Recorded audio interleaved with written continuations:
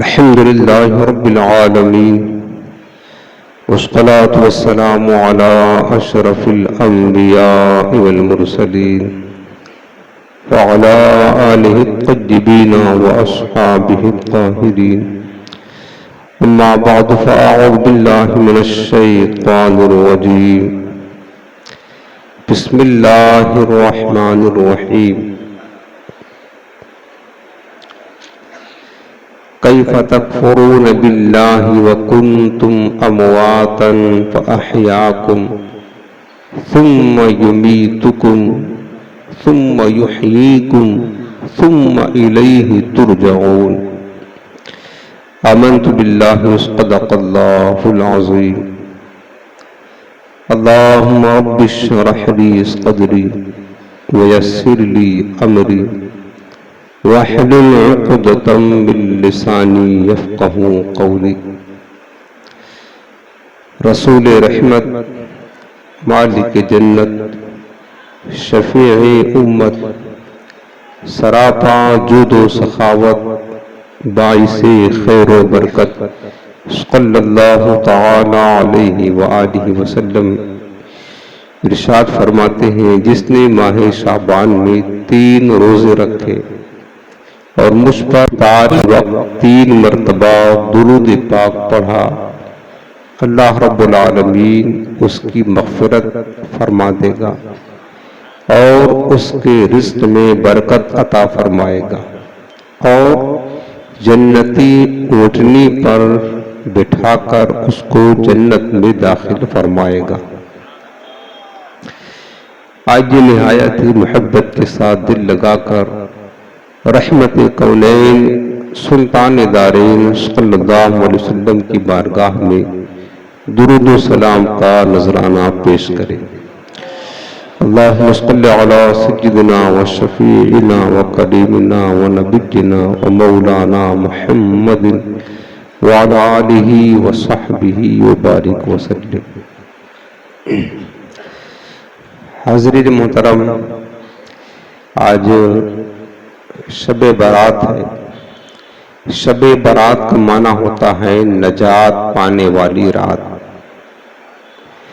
اور صحیح حدیث میں یہ بات موجود ہے، میرے آقا کریم علیہ السلام نے ارشاد فرمایا کہ اللہ تبارک و تعالی آج کی شب یعنی شب برات کو قبیلے بنی کلب کی بکریوں کے بالوں کی تعداد سے بھی زیادہ اس امت کے گنہگاروں کی مغفرت فرماتا ہے۔ کثرت کے ساتھ اللہ رب العالمین آج کی شب اپنے بندوں کی مغفرت فرما دیتا ہے۔ میرے عزیزوں، آج ہم اللہ رب العالمین سے مغفرت کی بھیک لے کر ہی یہاں سے جائیں اور یہ سوچیں اور اس بات کی طرف توجہ کرے کہ آیا ہماری مغفرت ہوئی یا نہیں۔ اللہ کی رحمت سے امید لگا کر اس کی بارگاہ سے التجا کرتے ہوئے اللہ تعالیٰ سے مغفرت کی بھیک مانگتے ہوئے آج کی شب ہمیں گزارنا ہے۔ اللہ تعالیٰ ضرور اپنی خاص رحمت سے ہماری طرف توجہ فرمائے گا اور ہماری مغفرت فرمائے گا۔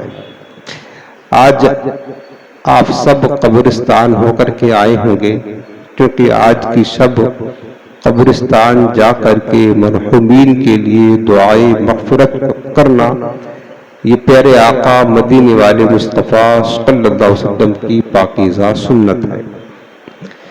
میرے آقا کریم السلام نے ارشاد فرمایا ہے کہ میں نے تم کو قبروں کی زیارت سے منع کیا تھا، لیکن اب میں تمہیں اجازت دیتا ہوں کہ قبروں کی زیارت کیا کرو، چونکہ اس سے آخرت کی یاد تازہ ہوتی ہے۔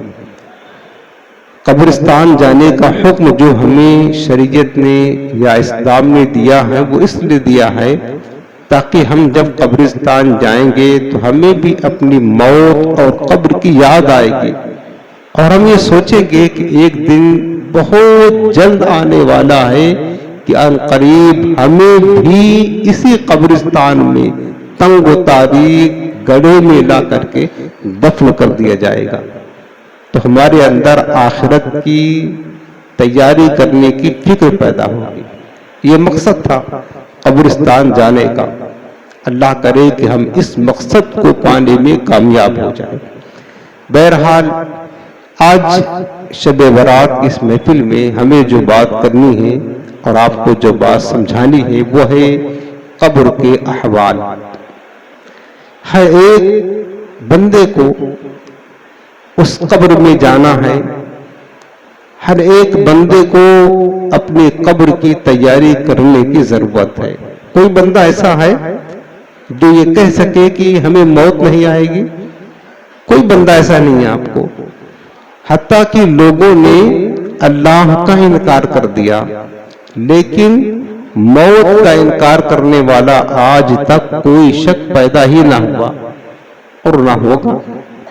ہر بندے کو پتا ہے، کسی بھی دین کا ماننے والا ہو، کسی بھی مذہب کا ماننے والا ہو، سب کو معلوم ہے کہ موت آنی ہے اور قبر میں جانا ہے۔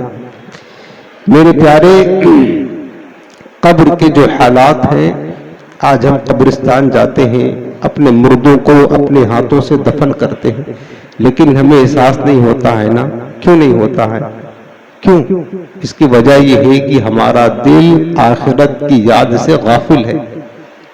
ہمارے دل میں دنیا کی محبت کود کود کر بھری ہے، نفسانی خواہشات کی محبت ہے، دنیا کی آشائشوں کی محبت ہے، دنیا کے مال و زر کی محبت ہے، آخرت کی فکر نہیں ہمارے اندر، اور ہمارا ایمان مضبوط نہیں ہے۔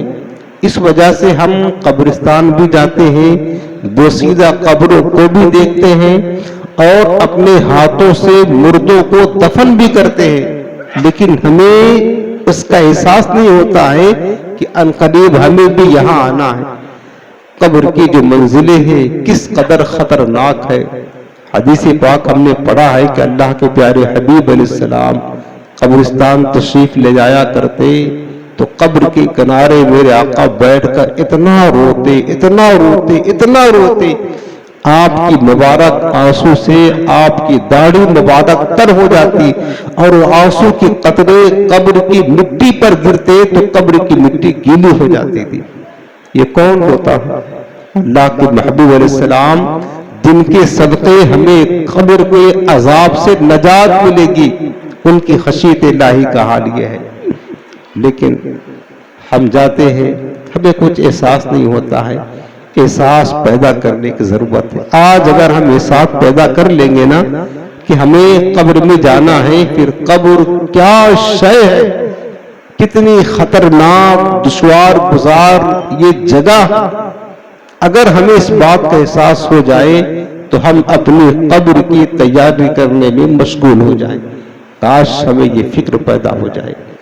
بہرحال آج ہم کچھ باتیں قبر کے حوالے سے سنتے ہیں۔ کیوں؟ چونکہ ہمیں جانا ہے قبر میں۔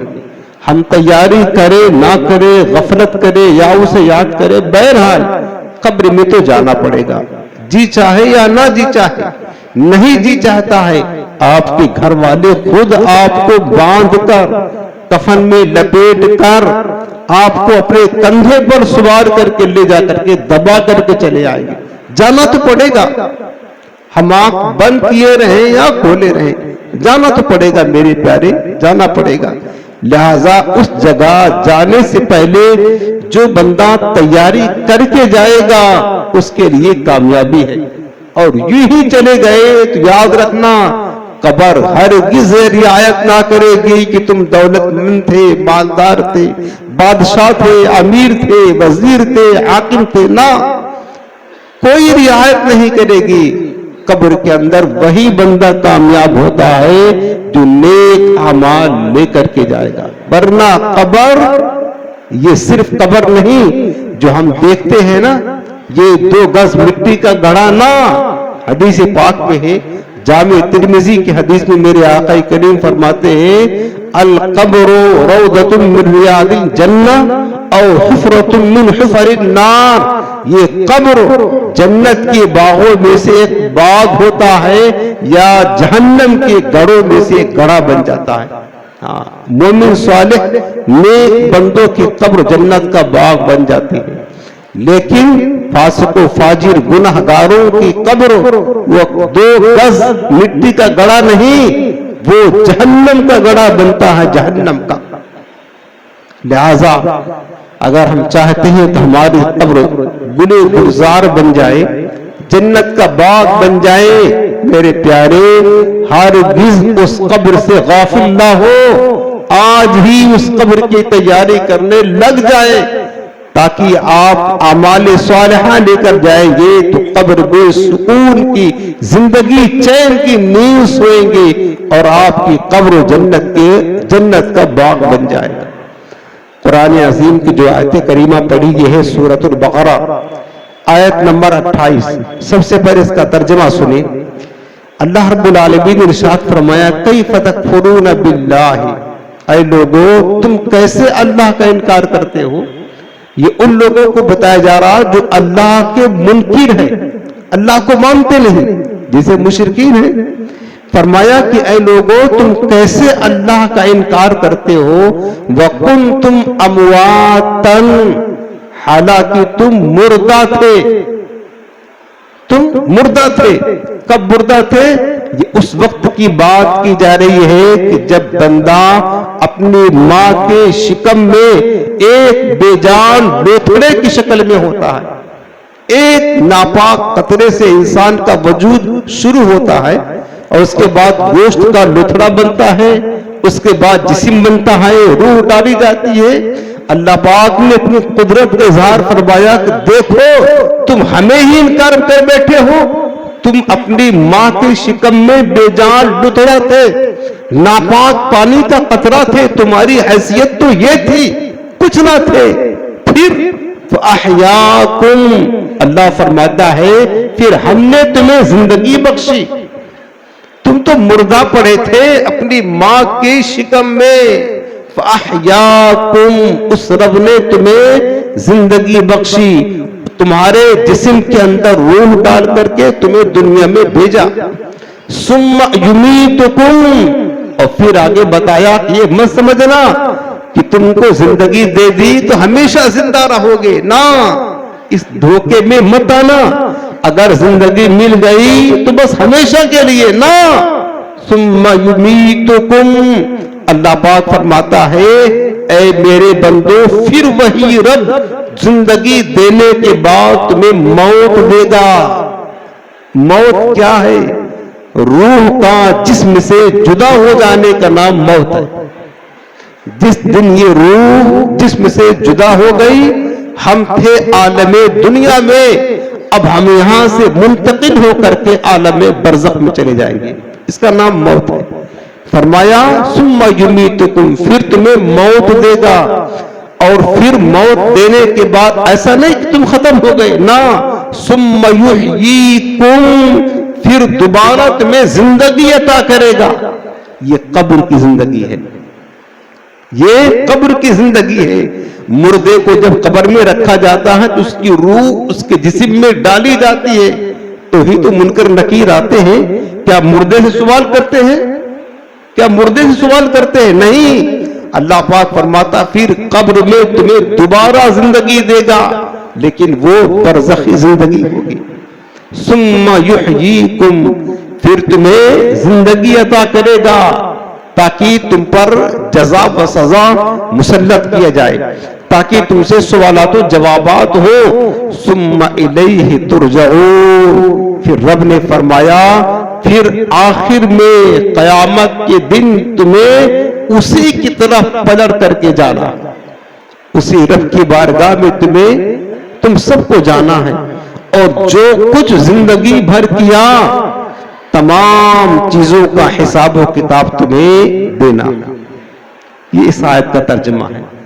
اب آپ سنیں پیارے، جو لوگ اعمال صالحہ لے کر کے جاتے ہیں قبر میں، یہ جو ہم نمازیں پڑھتے ہیں، روزے رکھتے ہیں، زکوٰۃ دیتے ہیں، حج کرتے ہیں، خیرات کرتے ہیں، احسان کرتے ہیں، درود پڑھتے ہیں، قرآن پڑھتے ہیں، نیک اعمال کرتے ہیں، یہ آپ کے اعمال صالحہ آپ کے ساتھ قبر میں جائیں گے، ورنہ آپ کو پتا ہے جو کچھ دنیا کی خاطر ہم نے محنت کیا ہے، چاہاں تو دنیا کی خاطر دوست بنایا ہے وہ بھی یہیں رہ جائیں گے، دنیاوی دولت جمع کی ہے وہ بھی سب یہیں رہ جائیں گے، دنیا کے جو ماں باپ ہیں، بیوی بچے ہیں، سب کچھ یہاں رہ جائیں گے۔ آپ کے ساتھ قبر میں جانے والا صرف اور صرف آپ کا اچھا یا برا عمل ہوگا، بس اس کے علاوہ کوئی آپ کے ساتھ قبر میں نہیں جائے گا۔ روایت میں ہے کہ جب مردے کو قبر میں دفن کر دیا جاتا ہے تو سب سے پہلے یہ روایت شرح الصدور میں امام جلال الدین سیوطی شافعی رحمۃ اللہ تعالی علیہ لکھتے ہیں، فرماتے ہیں جب مردے کو قبر میں رکھا جاتا ہے تو سب سے پہلے اس کا اچھا یا برا عمل جو اس نے کیا زندگی میں، اچھا یا برا عمل آتا ہے اور اس کی بائیں ران کو حرکت دیتا ہے، تو وہ بندہ اٹھتا ہے، پوچھتا ہے کہ تو کون ہے؟ تو وہ عمل کہتا ہے کہ میں تیرا عمل ہوں۔ پھر وہ مردہ کہتا ہے کہ تو عمل ہے، یہ بتا میرے ماں باپ کہاں گئے، میرے بیوی بچے کہاں گئے، میری دنیا کی نعمتیں کہاں گئی، میری دولت کہاں گئی، میرا مکان کہاں گیا، میری گاڑی کہاں گئی؟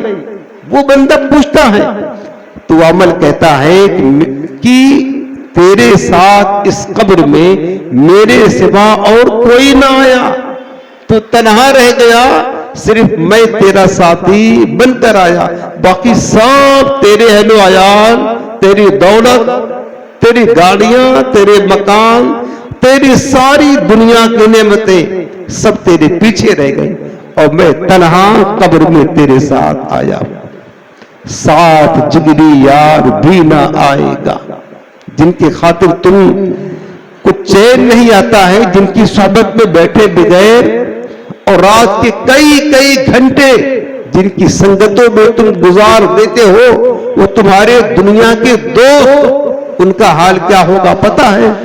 فرمایا کہ ساتھ جگری یار بھی نہ آئے گا، تو اکیلا قبر میں رہ جائے گا، مال دنیا کا یہی رہ جائے گا، ہر عمل اچھا برا ساتھ آئے گا، مال دنیا دو جہاں میں ہے وبال، کام آئے گا نہ پیش ذوالجلال۔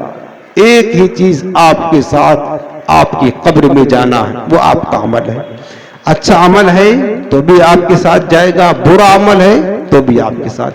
اب اس سلسلے میں حدیث پاک میں آپ کو سناتا ہوں، یہ بخاری شریف، یہ ابن شیبہ مصنف ابن شیبہ المستدرک کی روایت حوالہ میں پیش کرتا ہوں، حضرت سیدنا ابو ہریرہ رضی اللہ تعالی عنہ روایت کرتے ہیں، غور کے ساتھ حدیث پاک کو سنیں تاکہ آپ کے اندر عمل کرنے کا جذبہ پیدا ہو، چونکہ میں نے دیکھا ہے اور ہم دنوں رات دیکھتے ہیں کہ لوگ مال و دولت کے حصول کی خاطر بڑی محنت کرتے ہیں، بڑی کوشش کرتے ہیں، لیکن اعمال جمع کرنے کے لیے، نیکیوں کے لیے بہت کم محنت کرتے ہیں، جو آپ کے ساتھ آپ کی قبر میں جانا ہے۔ یہ روایت حدیث رسول سنا رہا ہوں، آپ سنیں گے غور کے ساتھ، آپ کے اندر جذبہ پیدا ہوگا نیک اعمال جمع کرنے کا۔ حضرت سیدنا ابو ہریرہ رضی اللہ تعالی عنہ سے روایت ہے، حضور نبی کے کریم صلی اللہ علیہ وسلم ارشاد فرماتے ہیں کہ والذی نفسی بیدہ انہ اذا اودع فی قبرہ انہ یسمع خفق نعالہم وفی روایت قرع نعالہم۔ میرے آقا مدینے والے مصطفیٰ صلی اللہ علیہ وسلم ارشاد فرماتے ہیں، اس ذات کی قسم جس کے قبضے قدرت میں میری جان ہے، جب بندے کو اس کی قبر میں رکھا جاتا ہے، جب میت کو اس کی قبر میں رکھا جاتا ہے اور اس کو لانے والے اس کی قبر میں لٹا کر قبر کو بند کر کے جب جانے لگتے ہیں تو وہ میت اپنے قبر میں لیٹے لیٹے جانے والوں کی قدموں کی آہٹ کو سنتا ہے۔ جو جانے والے جاتے ہوتے ہیں نا، ان کے جو جوتے ہیں نا ان کے جوتوں کی معمولی آواز کو اپنی قبر میں لیٹ کر کے سنتا ہے اور حسرت سے دیکھتا رہتا ہے کہ یہ لوگ ہمارے کوئی باپ ہوتا ہمارے باپ جا رہا ہے, ہمارا باپ جا رہا ہے, ہمارے بیٹے جا رہے ہیں, ہمارے دوست یہ تنہا ہمیں ڈٹا کر اس تنگ و تاریک جگہ میں کیوں چلے جا رہے ہیں.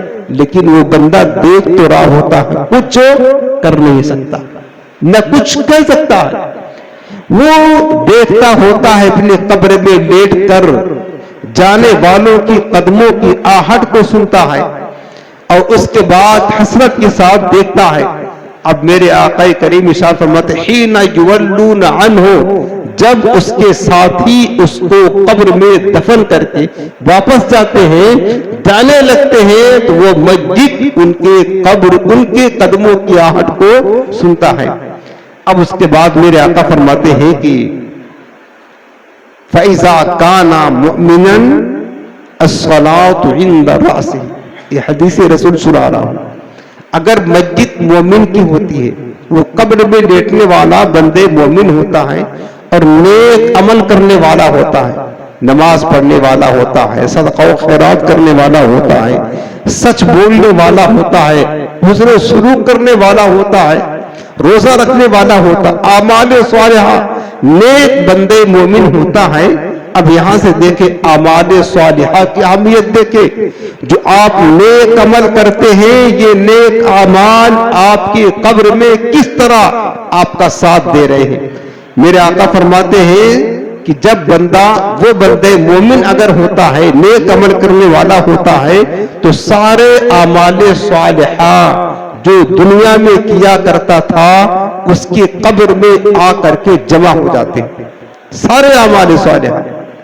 کانت الصلاۃ عند رأسہ, اگر نماز پڑھتا تھا تو نماز اس کے سر کی طرف آ کر کے کھڑی ہو جاتی, نماز اس کے سر کی طرف. پھر فرمایا کہ کانت الصلاۃ عند رأسہ, اس کی نمازیں اس کے سر کی طرف حصار بنا لیتی ہیں. والزکاۃ عن یمینہ, اور زکات اس کی دائیں طرف.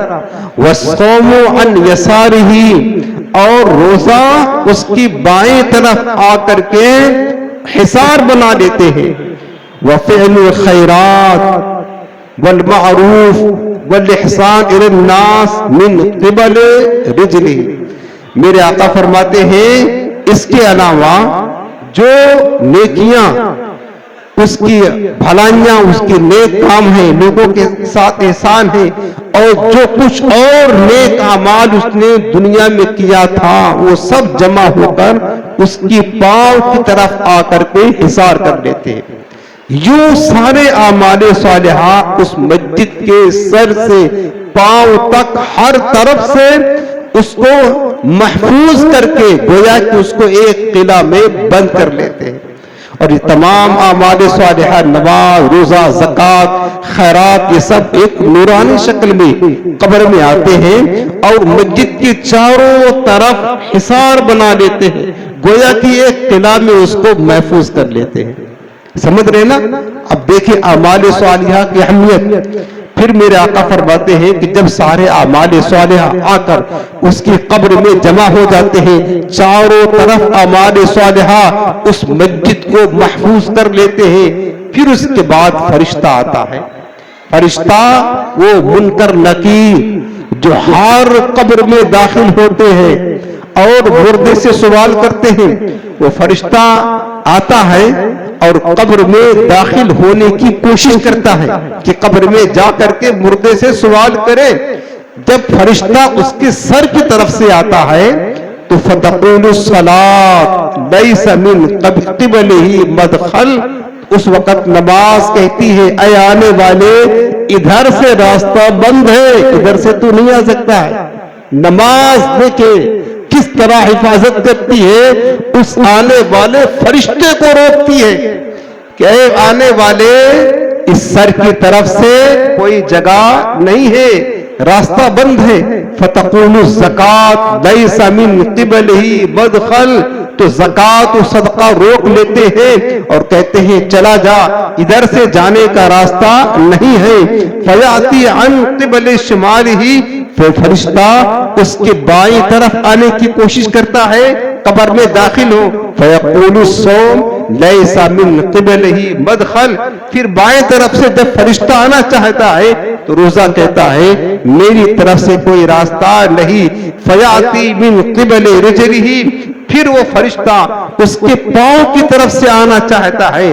فیقول فعل الخیرات لیس من قبلی مدخل، تو باقی اعمال صالحات جواب دیتے ہیں اے آنے والے میری طرف سے ہٹ جا، ادھر سے بھی جانے کا کوئی راستہ نہیں ہے. اس کے اعمال صالحات چاروں طرف سے فرشتے کو اندر آنے سے روک دیتے ہیں. اب فرشتہ چونکہ چاروں طرف نیک اعمال، ادھر نماز ہے، ادھر روزہ ہے، ادھر زکات ہے، ادھر خیرات ہے، ہر طرف سے اس کو اپنے حفاظت میں لے لیا ہے تمام اعمال صالحہ نے. اس کی قبر میں فرشتہ قبر کے اندر داخل ہونا چاہتا ہے لیکن وہ اعمال صالحہ روک دیتے، نہ ادھر سے تو داخل نہیں ہو سکتا ہے. اب ایک سوال پیدا ہوتا ہے ذہن میں ہوگا کہ فرشتے جو منکر نکیر ہیں وہ تو مقرر ہی ہے نا سوال کرنے کے لیے، ان کو تو آنا ہے، پھر یہ اعمال صالحہ ان فرشتوں کو کیوں روکتے ہیں؟ یہ سوال پیدا ہوتا ہے نا، اور سوال تو ہونا ہے یہ نیک اعمال کیوں اس فرشتے کو قبر میں داخل ہونے سے روکتے ہیں؟ اس کا جواب یہ ہے کہ اس کی وجہ یہ ہے کہ جو اعمال صالحہ فرشتے کو قبر میں داخل ہونے سے روکتے ہیں، اس کی وجہ یہ ہے کہ وہ فرشتہ جو اندر داخل ہونا چاہتا ہے جس کو منکر نکیر کہا جاتا ہے، وہ فرشتے انتہائی ڈراؤنی خوفناک شکل کے ہوتے ہیں. خوفناک یہاں تک کی آیا ہے اتنی شکل ان کی ڈراؤنی ہوتی ہے، کتنے بڑے بڑے دانتوں سے زمین کو پھاڑتے ہوئے، بڑی بڑی نیلی نیلی آنکھیں، بڑے بڑے بال زمین تک گھسیٹتے ہوئے، انتہائی سیاہ شکل میں یا زرد شکل میں وہ کالے رنگ کے فرشتے ہوتے ہیں، شکل ڈراؤنی ہوتی ہے. وہ فرشتے اس صورت میں قبر میں داخل ہونا چاہتے ہیں.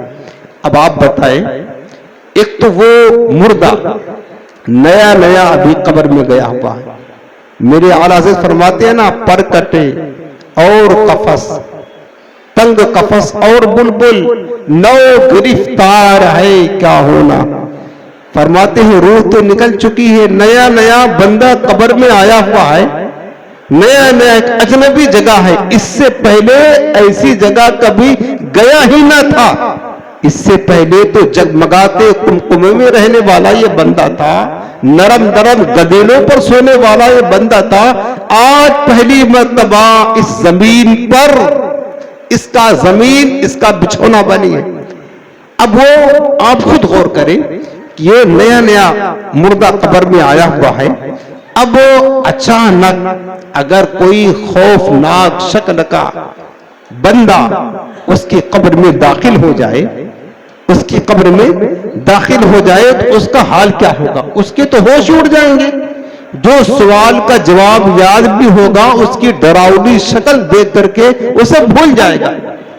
اللہ رب العالمین اپنے بندے کی حفاظت کے لیے وہ جو خوف اس پر طاری ہوتا، اس فرشتے کا جو خوف اس پر طاری ہوتا کہیں سوال بھول نہ جائے، سوال کا جواب نہ بھول جائے، اللہ تعالیٰ نے اس کے تمام اعمال صالحہ کو حکم دیا کہ تم اس کی قبر میں جا کر کے اس میرے بندے کی حفاظت کرو، اس میرے بندے کی حفاظت کرو. یہ رب کی طرف سے مقرر کیا گیا ہے. وہ اعمال صالحہ جو چاروں طرف سے حصار بنا لیتے ہیں اور مضبوط قلعہ کی طرح اس کی حفاظت فرماتے ہیں. یہی وجہ ہے کہ نیک اعمال صالحہ اس فرشتے کو قبر کے اندر داخل نہیں ہونے دیتے ہیں تاکہ کہیں ایسا نہ ہو کہ یہ بندہ صالح جو ہے نا ان فرشتوں کو دیکھ کر کے ڈر نہ جائے. اس خوف سے بچانے کے لیے اعمال صالحہ کو قبر میں حکم دیا اس کی تم حفاظت کرو. اب جب اعمال صالحہ ہوں گے تو حفاظت کریں گے نا. اور اگر زندگی ساری گزری ہی عیاشیوں میں ہے، जिंदगी सारी गुजरी है गुनाहों में, बुराइयों में, नाफरमानियों में, दुनिया की तलब में, माल की तलब में, आमाल सालिहा की तरफ तवज्जो ना की तो क्या हाल होगा? कभी सोचा? गौर तो करो मेरे प्यारे, आमाल सालिहा होंगे तो कब्र में हमें उन फरिश्तों से, उनके डरावनी शक्लों से बचाएंगे, हमारी हिफाजत करेंगे। अब आमाल सालिहा होंगे नूरानी शक्ल में तो कब्र के अंदर जो एक दहशत होती है, एक खौफ होता है, एक डर होता है, वो नेक आमाल उस डर को खत्म करेंगे और वहां उनसियत पैदा करेंगे, सुकून देंगे। इसलिए आमाल सालिहा करके जाना। उसके बाद क्या है, हदीस पाक में आता है, फिर फरिश्ते जब उसके अंदर दाखिल नहीं हो पाते हैं तो वहीं बैठ जाते हैं, उसके सामने आए बगैर, और वहीं से कहते हैं इजलिस, ऐ अल्लाह के बंदे उठकर बैठ जा। अब वो फरिश्ते नजर नहीं आ रहे हैं, वो फरिश्ते उस मस्जिद को दिखाई नहीं पड़ रहे हैं, क्योंकि उस मस्जिद के चारों तरफ नेक आमाल के हिसार है, दीवारें खड़ी है। अब फरिश्ते जो है ना वहीं से बैठकर कहते हैं इजलिस, बैठ जा। हदीस पाक में आता फयजलिसु, फिर वो मस्जिद उठ करके बैठ जाती है।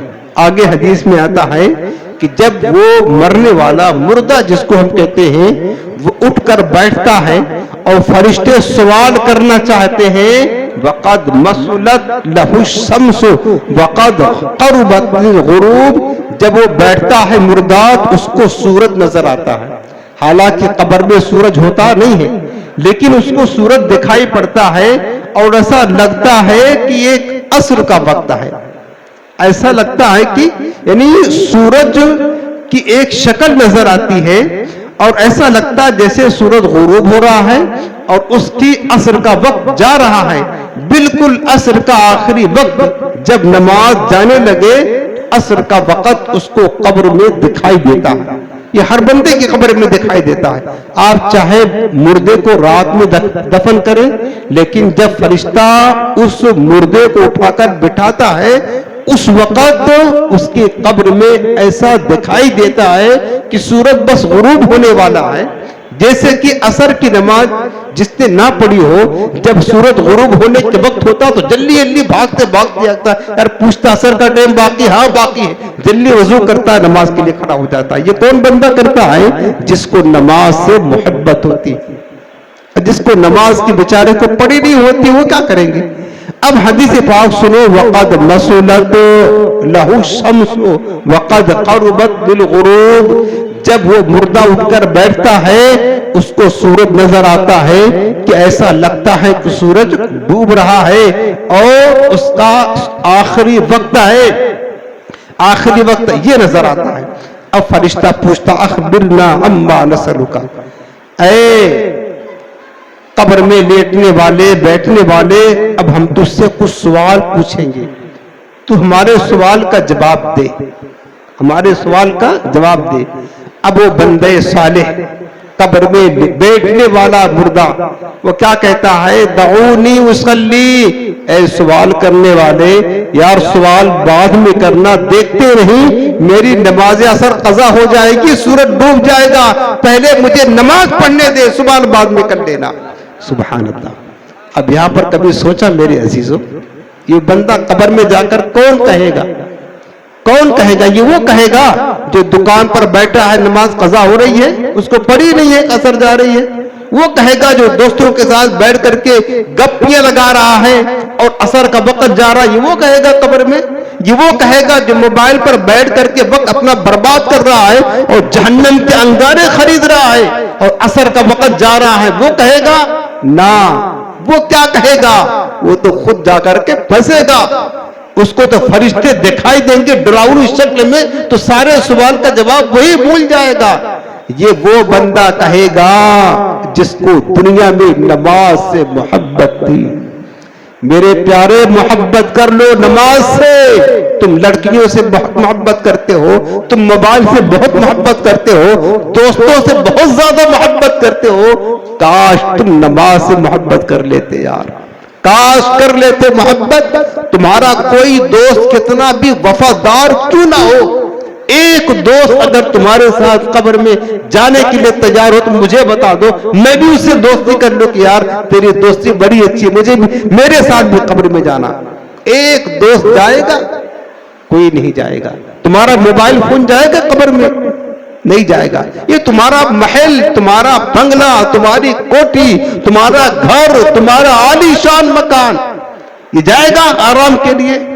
آپ کو پتا ہے کچھ نہیں جاتا ہے، آپ کو سب پتا ہے، لیکن آپ کی نماز اور نماز کی محبت کی گارنٹی ہے، ہم نہیں گارنٹی دے رہے، آپ کے پیارے نبی گارنٹی دے رہے اور آپ حدیث سن رہے ہیں، یہ آپ کی نماز آپ کی قبر میں جائے گی، اور صرف جائے گی نہیں، آپ کو وحشتوں سے بچائے گی، آپ کے دل کو سکون دے گی۔ تمہارا دوست کیا تمہیں وحشتوں سے بچائے گا، جو نماز آپ کی قبر میں آپ کو وحشتوں سے بچائے گی۔ میرے پیارے، کر لو محبت نماز سے، دوستوں سے محبت کم کرو، نماز سے محبت زیادہ کرو، کر لو، کام آئے گا تمہیں۔ یہ جو جملے بول رہا ہوں مان لو، میری بات مان لو، خدا کی قسم مان لو، ورنہ بہت پچھتاؤ گے۔ کر لو محبت نماز سے، فکر کرو نماز کی، پیار کرو نماز سے، نماز سے پیار کرو۔ اب یہ بندہ جو کہہ رہا ہے فرشتوں کو، اے پوچھنے والے دعونی اصلی، ارے بعد میں پوچھنا، دیکھو میری نماز قضا ہو جائے گی، عصر کا وقت جا رہا ہے، پہلے مجھے نماز پڑھ لینے دو، پڑھ لینے دو۔ پھر کیا ہوا؟ فَيُقَالُ إِنَّكَ سَتَفْعَلُ، فرشتے کہتے ہیں یار نماز بعد میں پڑھ لینا، چلو پہلے ہمارے صبر کر، نماز تو پڑھ لینا، فَأَخْبِرْنَا عَمَّا نَسْأَلُكَ، جو ہم تجھ سے پوچھتے ہیں پہلے ہمارے سوالوں کا جواب دے۔ فرشتے کہتے ہیں پہلے سوال کا جواب دے۔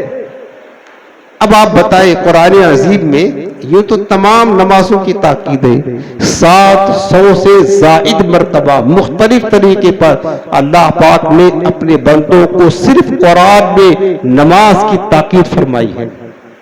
700 کس کو کہتے ہیں؟ ایک ہی چیز ہے، ایک ہی حقیقت ہے، نماز، لیکن اتنی زیادہ تاکید کی ہے، اور حدیث پاک میں کتنی تاکید ہے اس کا کوئی شمار ہی نہیں۔ لیکن پھر بھی میرے مسلمان بھائیوں کیوں اتنی غفلت کرتے ہیں؟ یہ تو تمام نمازوں کی تاکید ہے، لیکن خصوصیت کے ساتھ نماز عصر کے بارے میں اللہ پاک نے فرمایا حافظوا علی الصلوات والصلاۃ الوسطی، تمام نمازوں کی پابندی کرو مگر خاص نماز عصر کی ضرور پابندی کرو۔ کس بات کی؟ نماز عصر کی پابندی کرو۔ اب فیقول، اب وہ بندہ کہتا ہے، وہ مرد صالح نیک بندہ، فیقول اما تسألونی، وہ پوچھتا چلو اچھا بتاؤ تم کیا پوچھنا چاہتے ہو، کیا سوال کرنا چاہتے ہو؟ فرشتے کہتے ہیں ہم تم سے سوال کرتے ہیں۔ آپ نے حدیث پاک سنا ہوگا کہ بعض حدیثوں میں 3 سوال کا جب ذکر ہے نا، من ربک ما دینک ما کنت تقول، لیکن بعض حدیثوں میں صرف ایک ہی سوال کا ذکر ہے، وہ آخری سوال، جو آخری سوال ہوگا، اب جس کے بعد کوئی سوال نہیں، اس کے بعد نتیجہ رزلٹ دے دیا جائے گا، ما کنت تقول فی حق ھذا الرجل لمحمد صلی اللہ علیہ وسلم۔ بخاری مسلم کی روایت میں ایک ہی سوال ہوگا، بعض حدیثوں میں 3 سوال کا ذکر ہے، لیکن میں بخاری شریف مسلم شریف کی روایت کا حوالہ پیش کر رہا ہوں، ایک ہی سوال کا ذکر ہے، وہ کیا؟ صرف حضور کے بارے میں پوچھا جائے گا کہ یہ بتاؤ اس محمد مصطفیٰ صلی اللہ علیہ وسلم کے بارے میں تم کیا کہا کرتے تھے؟ اب آپ جانتے ہیں، آپ سوچتے ہوں گے یار ہم کو سوال کا جواب یاد ہے، آج تو بچے کو معلوم ہے نا کہ میرا رب اللہ ہے، میرا دین اسلام ہے، میرے نبی محمد مصطفیٰ صلی اللہ علیہ وسلم، لاؤ سوال کا جواب دے دیں گے۔ آپ یہی سوچتے ہوں گے نا، آج آپ کو یاد ہے، لیکن یاد رکھنا جب قبر میں جائیں گے نا، آپ کی ذہن کی ساری میموری خالی ہو جائے گی، آپ کو کچھ یاد نہیں رہے گا۔ ہاں اگر نیک اعمال کر کے قبر میں جائیں گے تو سارے سوالات کے جوابات خود بخود یاد ہو جائیں گے۔ اور اگر اعمال صالحہ کیے بغیر چلے گئے تو پھر یاد رکھنا، یہ مت سوچنا کہ آج ہمیں یاد ہے تو قبر میں بھی یاد رہے گا، نہ، قبر میں اسی کو یاد رہے گا جس نے دنیا میں اپنی زندگی شریعت و سنت کے مطابق گزاری تھی، نماز روزوں کی پابندی کے ساتھ گزاری تھی۔ لہذا نیک اعمال کرے تاکہ قبر میں سوالات کی جوابات آپ دے سکیں۔ بعض حدیثوں میں کیا ہے؟ ایک سوال کا جواب، اور بعض حدیثوں میں تینوں سوال ہے۔ ما من رب کا، تمہارا رب کون ہے؟ ما دین کا، تمہارا دین کیا ہے؟ اور آخری سوال جس پر فیصلہ کیا جائے گا جنت میں جانے کا یا دوزخ میں جانے کا، فما ما كنت تقول في هذا الرجل لمحمد، حدیثوں میں ہے کہ حضور السلام بعض روایتوں میں خود تشریف لائیں گے، سرکار کا چہرے نور دکھایا جائے گا قبر میں، اور اشارہ کر کے فرشتے کہیں گے بتاؤ اس محمد مصطفیٰ صلی اللہ علیہ وسلم کے بارے میں تم کیا کہا کرتے تھے، کیا کہا کرتے تھے یہ بتاؤ۔ اس کے بعد حضور کا نام لے کر، حضور کا چہرہ دکھا کر کے پہچان کروائے گا۔ اگر بندہ مومن صالح ہے، ایمان پر خاتمہ ہوا ہے، نیکیاں کرتا تھا، حضور سے محبت کیا کرتا تھا، تو وہ بندہ مومن صالح جواب دے گا اشہد ان ہوا عبدہ و رسولہ، میں گواہی دیتا ہوں یہی تو اللہ کے بندے، اللہ کے سچے رسول ہیں، یہی تو میرے آقا ہے۔ وہ فرشتہ جواب، وہ مردہ، وہ مرد صالح جواب دے دے گا۔ اب جب جواب دے دے گا اور حضور کی رسالت کی گواہی دے دے گا اور قبر میں حضور کو پہچان لے گا، سمجھ رہے؟ یاد رکھنا قبر میں جو نجات ملے گی نا، صرف پہلے سوال کا جواب اگر کسی نے دے دیا کہ میرا رب اللہ ہے، ابھی اس کو کامیابی نہیں ملی، میرا دین اسلام ہے، ابھی بھی اس کو کامیابی نہیں، جب تک کہ حضور کی معرفت نہیں نصیب ہوگی، قبر میں حضور کو نہیں پہچانے گا، تب تک قبر میں نجات کی کوئی سبیل نہیں ہے۔ نتیجہ جو وہاں ملے گا وہ حضور کی پہچان پر ملے گا۔ جب بندے صالح اور حضور سے محبت کرنے والا جواب دے دے گا یہی تو اللہ کے رسول ہے، یعنی گویا کہ حضور کی پہچان کر لے گا۔ اب فیقال لہ انظر الی مقعدک فی النار، اب اس کو دوزخ دکھائی جائے گی، اس بندے صالح کو دوزخ دکھائی جائے گی۔ اور دوسری روایت میں ہے اس کے لیے حکم ہوگا افتحوا لہ بابا الی النار، اس کے لیے دوزخ کا دروازہ کھول دو۔ دوزخ کا دروازہ کھل جاتا ہے، وہ دوزخ کو، جہنمیوں کو دیکھتا ہے، پھر اس سے کہا جاتا ھذا منزلک لو عصیت اللہ، اے بندے اگر تو نے اللہ کی نافرمانی کی ہوتی تو یہی تیرا ٹھکانہ تھا، دوزخ تیرا ٹھکانہ تھا۔ اگر تو نے سوال کا جواب نہ دیا ہوتا، رب کی نافرمانی میں زندگی گزاری ہوتی تو یہ تیرا جہنم ٹھکانہ تھا۔ اگر تو مصطفیٰ کو نہ پہچانتا، اللہ کا نافرمان ہوتا، یہ دوزخ تیرے لیے ٹھکانہ تھا۔ اب چونکہ تو نے حضور کو پہچان لیا تو تیرے لیے دوزخ کے ٹھکانے کو جنت سے بدل دیا گیا ہے۔ اب تیرا ٹھکانہ دوزخ نہیں جنت ہے۔ پھر ارشاد ہوتا افتحوا لہ بابا الی الجنہ، اب جنت کا دروازہ اس کے لیے کھول دو، فیفتح لہ، اب جنت کا دروازہ اس کے لیے کھول دیا جاتا ہے اور کہا جاتا ہے کہ یہ تیرا ٹھکانہ ہے، یہ تیرا ٹھکانہ ہے۔ حدیث پاک میں ہے ثم یفسح لہ فی قبرہ 70 ذراعا فی 70، حکم ہوتا ہے اب اس کی قبر کو 70 گز لمبی اور 70 گز چوڑی بنا دی جائے، ویملأ علیہ خضرا، اس کی قبر سرسبز باغ بن جاتا ہے، ثم ینور لہ فی، پھر اس کی قبر کو نور سے بھر دیا جاتا ہے۔ سبحان اللہ، کاش کتنا خوش نصیب ہوگا جس کی قبر کو نورانی بنا دیا جائے، کل قمر لیلۃ البدر، میرے آقا فرماتے جس طرح 14ویں کی رات کا چاند چمکتا ہے اسی طرح اس کی قبر روشن ہوگی، اس کی قبر میں نور بھر جائے گا۔ اب وہ مرد صالح یہ سب کچھ انعامات خداوندی کو دیکھتا ہے تو خوش ہو جاتا ہے اور کہتا ہے دعونی، اے فرشتوں ذرا مجھے چھوڑ دو، میں جاتا ہوں اور جا کر اپنے گھر والوں کو بتا کر آؤں کہ میرے ساتھ کیا معاملہ کیا گیا، مجھے اللہ نے کیسی کیسی نعمتیں مرنے کے بعد قبر میں نوازی ہیں، جا کر میں اپنے گھر میں بتا کر آؤں۔ فرشتے کہتے ہیں اسکن، ابھی ٹھہر جا، ابھی صبر کر، بڑا لمبا سفر کر کے آیا، تھوڑا آرام کر لے، ابھی مت جا، ابھی پھر وہ کہتا ہے ارجعو الی اہلی فاخبرہ، ارے مجھے جانے دو، گھر والوں کو بتا کر آؤں میں کس حال میں ہوں۔ فرشتے کہتے ہیں نا، نم کنومت العروس، اے بندے صالح ایسے سو جا جیسے کہ پہلی رات کی دلہن سوتی ہے، سبحان اللہ، نم کنومت العروس، ایسے سو جا جیسے کہ پہلی رات کی دلہن سوتی ہے، الذی لا یوقظہ الا احب اہلہ الیک، جس کو اس کا محبوب ہی جگاتا ہے، اب تجھے تیرا محبوب حقیقی رب العالمین ہی جگائے گا، اب تو آرام چین کی نیند سو جا۔ سبحان اللہ، اس کی قبر جنت کا باغ بن جاتی ہے۔ میرے پیارے، کبھی سوچا آپ نے یہ کب ہوتا ہے؟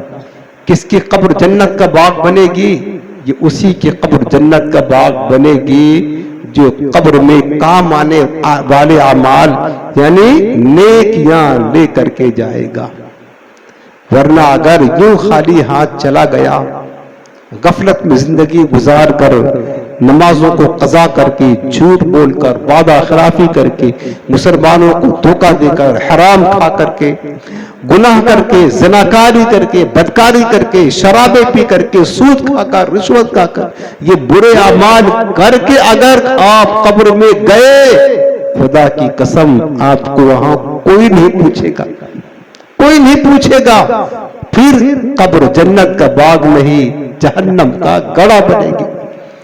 آپ چاہتے ہیں نا ہماری قبر میں نمازیں آ کر کے ہمارے قبر کو نورانی کر دے، روزے آ کر کے نورانی کر دے، نیک اعمال آ کر کے نورانی کر دے نا، یہ چاہتے ہیں کہ فرشتوں کے ڈراؤنی شکل سے ہمارے لیے حفاظت ہو جائے، تو خدا کے واسطے نمازیں پڑھنا شروع کر دے، نیک اعمال کرنا شروع کر دے، خیرات کرنا شروع کر دے، روزے رکھنا شروع کر دے، جو عبادت الہی ہے وہ کرنا شروع کر دے، قرآن پڑھنا شروع کر دے۔ علامہ امام یافی رحمۃ اللہ تعالی علیہ کہتے ہیں کہ قبر تو اندھیری ہے نا، وہاں تو ذرہ برابر سوراخ بھی نہیں ہوتا ہے کہ باہر سے روشنی جائے یا ہوا جائے نا۔ امام یافی فرماتے کہ ہم نے قبر کی روشنی تلاش کیا کہ قبر کی روشنی کیسے میسر ہوگی، کہتے فوجدناها فی صلاۃ اللیل، ہم نے اس کو رات کی نماز میں پایا کہ جب رات میں نماز پڑھیں گے تو رات کی نماز قبر میں روشنی پیدا کر دیتی، اور عشاء کی نماز بھی رات میں ہوتی ہے، مغرب کی نماز بھی رات میں ہوتی ہے۔ اے مغرب و عشاء قضا کرنے والوں، تم آخر قبر میں کس طرح رہو گے اندھیرے گھر میں؟ تم اپنے کمرے میں ایک دن لائٹ چلی جائے، اندھیرا ہو، تمہارا دم گھٹنے لگتا ہے، اس تنگ و تاریک گڑھے میں کیسے رہو گے؟ ذرا یہ تو بتاؤ۔ اگر قبر میں روشنی چاہتے ہو تو رات کی نماز کی پابندی کرے۔ امام یافی فرماتے ہیں طلبنا جواب منکر نکیر، اور ہم نے منکر نکیر کے جواب کو تلاش کیا کہ ان کا جواب کیسے ملے گا۔ فوجدناہ فی قراءۃ القرآن، ہم نے منکر نکیر کے سوانے کے جوابات قرآن کی تلاوت میں پایا۔ اگر ہم کثرت سے قرآن پڑھیں گے تو منکر نکیر کا جواب دے دیں گے۔ اے قرآن عظیم سے غفلت کرنے والے، پورا سال گزر جاتا ہے یار، رمضان کے مہینے میں تمہیں قرآن دیکھنا نصیب ہوتا تو پھر تمہاری زندگی پر اتنی بیزاری قرآن اللہ کے کلام سے جو تمہارے نجات کے لیے ذریعہ ہے، جو تمہارے قبر میں روشنی کا سامان ہے، پورا سال گزر گیا تم نے قرآن دیکھا تک نہیں، کھولا تک نہیں، چھوا تک نہیں، سب کچھ دنیا کو سمجھ لیا ہے، سب کچھ۔ قرآن پڑھو، قرآن کی تلاوت کرو گے تو منکر نکیر کے سوالوں کا جواب دے دو گے، پھر آواز آئے پل صراط سے گزرنا ہوگا، وہ تو بڑا مشکل مرحلہ ہے۔ امام یافع فرماتے فَطَرَبْنَا عُبُورَ الصِّرَاطِ فَوَجْدْنَاهُ فِي الصَّوْمِ، تو ہم نے پل صراط سے گزرنے کی سواری روزہ کو پایا ہے۔ اور ایک حدیث پاک میں ہے قربانی بھی اور صدقہ بھی سواری ہے۔ فَطَرَبْنَا ظِلَّ الْعَرْشِ فَوَجَدْنَاهُ فِي الْخَلْوَةِ، اور ہم نے تلاش کیا کہ عرش الہی کا سایہ کیسے ملے گا، جو کہ قیامت کے دن ایک ہی سایہ ہوگا، اللہ کے عرش کا، اور جو اللہ کے عرش کے سائے میں جگہ پا گیا وہ کامیاب ہو گیا۔ کہتے ہیں فَوَجَدْنَاهُ فِي الْخَلْوَةِ، ہم نے عرش الہی کا سایہ خلوت نشینی میں پا لیا۔ دنیا میں خلوت میں اللہ کو یاد کرنے والے بندے عرش الہی کا سایہ پاتے ہیں۔ حدیث پاک میں ہے میرے آقا فرماتے ہیں قیامت کے دن جب اللہ کے عرش کے سوا کوئی سایہ نہ ہوگا، چند خوش نصیب لوگ ایسے ہوں گے جن کو اللہ اپنے عرش کا سایہ عطا فرمائے گا۔ ان میں سے ایک بندہ وہ ہے ذکر اللہ خالیا ففاضت عیناہ، جس نے اللہ کو تنہائی میں یاد کیا اور اللہ کو یاد کر کے اس کی آنکھوں سے آنسو بہ گئے۔ میرے آقا فرماتے ہیں اللہ رب العالمین اسے اپنے عرش کا سایہ عطا فرمائے گا۔ کبھی کبھی تو گوشے تنہائی میں بیٹھ کر اپنے رب سے باتیں کر لیا کرو، رب کو یاد کر لیا کرو، دو آنسو کی قطرے بہا لیا کرو کہ مولا تیرا کتنا کرم ہے، تو نے کتنی نعمتیں دی ہیں، کتنی نعمتیں، کتنی نعمتیں، ہم ساری زندگی تیری نعمتوں کو گننے میں لگا دے نہیں گن سکتے۔ اے میرے اللہ سب سے بڑھ کر یہ نعمت تو نے اپنے محبوب کریم کا دامن کرم دیا، اپنے حبیب کا امتی بنایا۔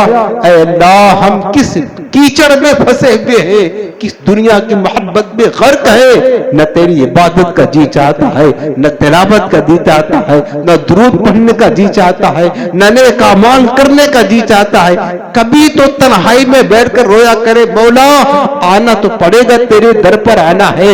اگر ہم خوشی خوشی نہیں آئیں گے ہمارے گھر والے باندھ کر ہمیں لا کر کے مسجد میں لٹا دیں گے، آنا تو پڑے گا، خوشی خوشی نہ آئے مجبورن آئے مولا ہم کیا منہ لے کر کے تیری بارگاہ میں آئیں گے۔ تو پوچھے گا میرے بندے ہم نے بہت نعمتیں دی ہیں، تو نے ان نعمتوں کا حق کیا ادا کیا، مولا ہم کیا جواب دیں گے۔ میرے عزیزو کبھی کبھی تو گوشے تنہائی میں بیٹھ کر جہاں کوئی نہ ہو، آپ ہو، آپ کا رب ہو، رب سے باتیں کیا کرے۔ کبھی کبھی تو دو آنسو رب کے حضور بہائیں۔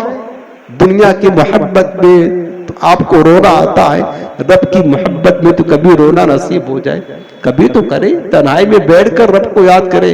خدا کی قسم آپ کے دل کو جو سکون ملے گا، جو لذت ملے گی وہ کبھی زندگی میں آپ نے پایا ہی نہ ہوگا، نہ دنیا کی آشائش میں کبھی ملی ہے۔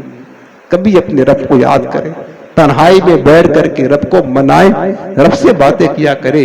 اور ایک حدیث پاک اور سنو، قبر سے غفلت کرنے والوں آپ نے کیا سوچ رکھا یار، جانا نہیں؟ جب جانا ہے آپ کو پتا ہے تو پھر قبر کی تیاری کیوں نہیں کرتے؟ کیوں نمازوں کو اپنی برباد کر رہے ہو، اپنی آخرت کو ضائع کر رہے ہو؟ کیوں؟ بار بار ہمارے علماء سمجھاتے ہیں، مبلغین سمجھاتے ہیں، لیکن دل پر کیوں اثر نہیں پڑتا؟ دل پتھر سے زیادہ سخت ہو گیا ہے، دل کو نرم کرو۔ آج شب برات کی رات ہے، مغفرت کی رات ہے، توبہ کی رات ہے، نجات کی رات ہے، اپنے رب سے استغفار کر کے منا لے اور اپنی زندگی نیک اعمال میں گزارے۔ آخری حدیث پاک سنو، میرے آقا کریم فرماتے فَإِنَّهُ لَمْ يَأْتِ عَلَى الْقَبْرِ يَوْمٌ إِلَّا تَكَلَّمَ فِيهِ، قبر پر ہر دن، قبر پر ایک دن بھی ایسا نہیں گزرتا جس دن وہ کلام نہیں کرتے۔ ہر دن قبر ہر بندے کی جہاں دفن ہونا ہے وہ کلام کرتی ہے۔ قبر ہر روز بولتی ہے فَيَقُولُ أَنَا بَيْتُ الْغُرْبَةِ، قبر کہتی ہے اے لوگوں مجھ سے غافل ہونے والوں، میں غربت تنہائی کا گھر ہوں، انا بیت الوحدہ، میں تنہائی کا گھر ہوں، انا بیت التراب، میں مٹی کا گھر ہوں، انا بیت الودود، میں کیڑوں کا گھر ہوں۔ میں اجنبی کا گھر ہوں، میرے اندر آنا تو اندھیرا ہے، اجالا روشنی لے کر کے آنا، میرے اندر آنا ان چیزوں سے حفاظت کا سامان خود کر کے آنا، ایسے مت آ جانا، ورنہ یاد رکھنا قبر کسی کا لحاظ نہیں کرتی ہے۔ حدیث پاک میں ہے، آقا کریم نے فرمایا کہ قبر ہر بندے کو دباتی ہے، ہر بندے کو قبر دباتی ہے، اور بدکار فاسق و فاجر ہوتا ہے قبر اس کو اس طرح دباتی ہے، اس کی دائیں طرف کی پسلی بائیں طرف اور بائیں پسلی دائیں طرف اس طرح بوست ہو جاتی ہے، پسلیاں چکنا چور ہو جاتی ہے۔ قبر روزانہ یہ کرتی ہے پکار، مجھ میں ہے کیڑے مکوڑے بے شمار، یاد رکھ میں ہوں اندھیری کوٹری، مجھ میں سن وحشت تجھے ہوگی بڑی، میرے اندر تو اکیلا آئے گا، ہاں مگر اعمال لیتا آئے گا، تیرا فن تیرا عہدہ تیرا، تیرا فن تیرا ہنر عہدہ تیرا، کام آئے گا نہ کچھ سرمایہ تیرا، ارے دولت دنیا کے پیچھے تو نہ جا، آخرت میں مال کا ہے کام کیا، مال دل سے دنیا کی محبت دور کر، دل نبی کے عشق سے معمور کر، لندن و پیرس کے سپنے چھوڑ دے، بس مدینے ہی سے رشتہ جوڑ، رشتہ جوڑو مصطفیٰ کی غلامی سے، جو رسول اپنی موہنی سوہنی صورت قبر میں آپ کو دکھائیں گے۔ میرے عزیزوں، قبر میں تو جانا پڑے گا، کاش اگر ایمان سلامت لے کر قبر میں گئے اور اعمال صالحہ رہا تو کامیابی کی سبیل ہے۔ سب سے بڑا خطرہ ایمان پر موت کا ہے، سب سے بڑا خطرہ، سب سے بڑا خطرہ ایمان پر موت کا ہے۔ بڑے بڑے اکابر صحابہ کرام اللہ کی خشیت کی فکر میں روتے تھے کہ ہماری موت اگر ایمان پر نہ ہوئی تو کیا حال ہوگا۔ ام المؤمنین سیدہ عائشہ صدیقہ طیبہ طاہرہ رضی اللہ تعالی عنہا، جو حضور کی زوجہ کریمہ ساری امت کی ماں ہیں، اللہ کی خشیت میں اس طرح روتی تھی، کاش میں پیدا نہ ہوتی، اگر پیدا ہو گئی تو بچپنے ہی میں فوت ہو جاتی، بھولی بسری ہو جاتی، کوئی مجھے نہ جانتا نہ پہچانتا۔ یہ خشیت الہی کا غلبہ تھا۔ حضرت سفیان ثوری رحمۃ اللہ تعالی علیہ بہت بڑے محدث، بہت بڑے عالم، تابعی بزرگ ہیں، صحابہ کا دیدار کرنے والے، جانتے ہو ان کے بارے میں آتا ہے جوانی ہی میں حضرت سفیان ثوری کی کمر کی ہڈی ٹوٹ گئی تھی، لاٹھی لے کر چلتے تھے، لوگ پوچھتے تھے کہ اس کا سبب کیا ہے، کمر کی ہڈی جوانی میں کیسے ٹوٹ گئی، کسی کو نہیں بتاتے تھے کیا سبب ہے۔ ایک چہیتا شاگرد تھا، اس نے کہا حضرت ہم صرف اس لیے پوچھتے ہیں تاکہ ہمیں عبرت ہو، آپ ہمیں بتا دیں کیسے ٹوٹ گئی، وجہ کیا تھا۔ حضرت سفیان ثوری رحمۃ اللہ تعالی علیہ، سنو آج ہم کتنے بے فکر اپنے ایمان سے، کچھ بھی فکر نہیں کرتے، ایک ہی فکر دنیا کے دھن کمانے کی، دولت کمانے کی، نہ اپنے ایمان کی فکر ہے، نہ قبر کی فکر ہے، نہ آخرت فکر ہے، نہ اللہ اس کے رسول کی محبت کی فکر ہے، کچھ بھی نہیں۔ کس موڑ پر جا رہے میرے مسلمانوں بھائیوں، میرے عزیزوں، سب کچھ دنیا نہیں، دنیا صرف دھوکہ ہے، اس کے سوا کچھ نہیں، اصل زندگی آخرت کی، آخرت کی ہے۔ حضرت سفیان ثوری رحمۃ اللہ علیہ اشک برساتے ہوئے، روتے ہوئے اس شاگرد کے اسرار پر کہتے ہیں، میرے شاگرد سن، میں دمشق کی جامع مسجد میں تھا اور جو ہمارے استاد تھے بہت بڑے محدث تھے، بہت بڑے عالم تھے، 50 برس دمشق کی جامع مسجد میں درس حدیث دیتے رہے، اور انہوں نے مجھے یہ واقعہ سنایا۔ اس محدث نے، حضرت سفیان ثوری فرماتے کہ میرے استاد جو بڑے محدث تھے انہوں نے یہ واقعہ ہم سب کو سنایا۔